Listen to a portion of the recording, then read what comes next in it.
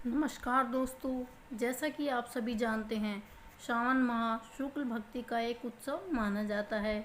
इस माह में पूरा संसार जैसे शिवमय हो जाता है और इसके साथ ही श्रावण माह में पूर्णिमा पे रक्षाबंधन का उत्सव भी मनाया जाता है। पर क्या आप जानते हैं रक्षाबंधन का त्यौहार कैसे शुरू हुआ? एक भाई अपनी बहन को रक्षा का वचन देकर उसके लिए प्रतिबद्ध हो जाता है। आज हम आपके लिए रक्षाबंधन पर्व की शास्त्रों व ग्रंथों से रक्षाबंधन पर्व ऐसी एक कथा लाए हैं जिससे सुनकर आपको रक्षाबंधन पर्व का असली महत्व समझ में आ जाएगा। देवताओं और दानव के बीच कितने युद्ध किए जाते थे, ये तो हम सभी जानते होंगे। दानव हमेशा ये कोशिश में रहते थे कि कैसे देवताओं से अमृत हासिल किया जाए, उनके स्वर्ग पर कब्जा कैसे किया जाए, जिनके लिए दानव कई वर्षों तक तपस्या में लीन रहते थे, घोर तप किया करते थे और वरदान स्वरूप ब्रह्मा विष्णु और महेश से मनचाहा फल प्राप्त करते थे, जिसके कितने बुरे परिणाम देवताओं को सहन करने पड़े थे। राजा बलि जो राक्षस राज थे, उनका जन्म तो राक्षस कुल में हुआ था, परंतु उनका वर्तन बाकी राक्षसों के जैसा नहीं था, क्योंकि महाराज बलि भक्त प्रहलाद के पुत्र थे। विष्णु भक्त होने के साथ ही वे देवादिदेव महादेव के भी प्रिय मित्र थे। महादेव की भक्ति से उन्होंने कई सारी सिद्धियां हासिल कर ली थी। राजा बलि ने 101 यज्ञ पूर्ण करने का निष्ठान किया था। तब देवताओं को ये चिंता होने लगी कि अगर राजा बलि ने यह यज्ञ निष्ठा पूर्ण कर लिया तो स्वर्ग और अमृत दोनों ही राक्षसों के पास चले जाएंगे, जिसके दानव पृथ्वी पर आतंक मचा देंगे। इसी दुविधा के बल हेतु सभी देवतागण विष्णु के पास उपस्थित होते हैं।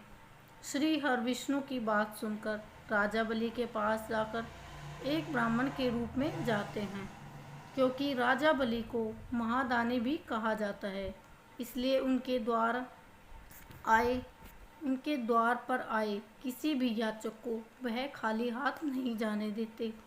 तब भगवान विष्णु वानर अवतार में एक याचक बनकर उनके पास आते हैं, तो राजा बलि उनसे कुछ मांगने को कहते हैं, जिस पर भगवान वामन उन्हें 3 पग भूमि मांगते हैं।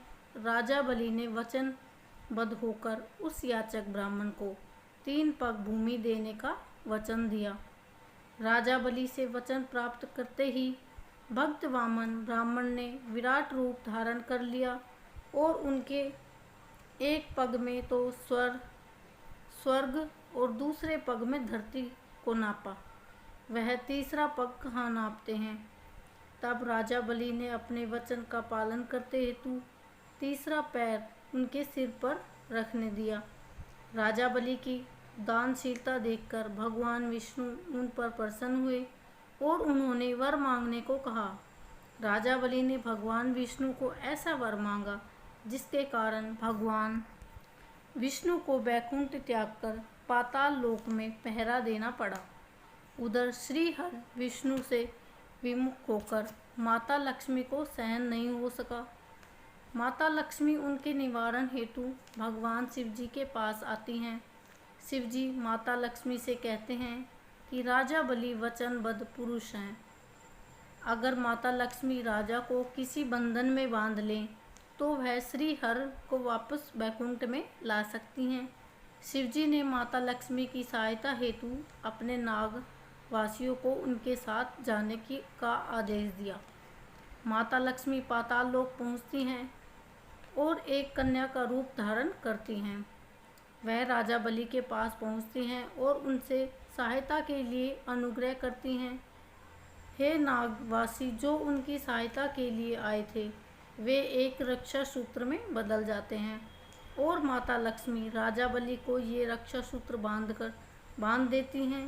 राजा बलि माता लक्ष्मी को वचन देती हैं कि वह सदैव उनकी रक्षा करेंगे और उन्हें मनचाहा फल प्रदान करेंगे। तब माता लक्ष्मी ने अपने देवी स्वरूप में आती हैं और उनसे श्री हर को मांग लेती हैं। तब राजा बलि उनसे कहते हैं कि आज से आप जो भी स्त्री किसी पुरुष को रक्षा सूत्र बांधेगी और उसे मन से अपना भाई मानकर अपनी रक्षा का वचन मांगेगी तो वह भाई बहन की रक्षा करने के लिए वचन में बंध जाएगा। और वासुकी नागरूप रक्षा सूत्र हमेशा भाई की कलाई पर बांधने से भाई की सारी बलाएं टल जाएंगी। तब से रक्षाबंधन माह पूर्णिमा को हर बहन अपने भाई को नागरूपी रक्षा सूत्र उसकी कलाई पे बांधती हैं और भाई इस सूत्र की रक्षा के बंधन में बंध जाता है। इसीलिए इसे रक्षाबंधन का पर्व कहा जाता है। उम्मीद है अगर आपको यह कथा और इसकी महिमा पसंद आई होगी। ऐसी पौराणिक कथाओं को जानने के लिए हमारे चैनल को सब्सक्राइब करें। धन्यवाद।